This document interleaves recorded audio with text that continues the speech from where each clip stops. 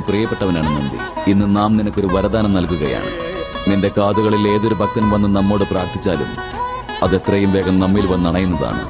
അതുകൊണ്ട് ഇന്ന് നാം അവിടുത്തോട് അപേക്ഷിക്കുകയാണ് മാതേ. അവിടുന്ന് അവിടുത്തെ മനസ്സിലെ ആഗ്രഹം എന്റെ കർണത്തിൽ പറഞ്ഞാലും അപ്പോൾ അവിടുത്തെ ആഗ്രഹം നിശ്ചയമായും മഹാദേവനിൽ എത്തുന്നതാണ്.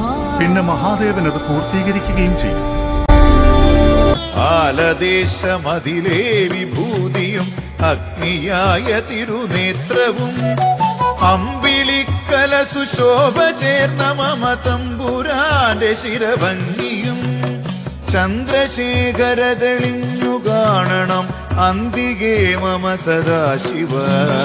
അമ്പിളിക്കല സുശോഭ ചേർന്ന മമ തമ്പുരാന്റെ ശിരഭംഗിയും ചന്ദ്രശേഖര തെളിഞ്ഞു കാണണം അന്തികേ മമ സദാശിവ.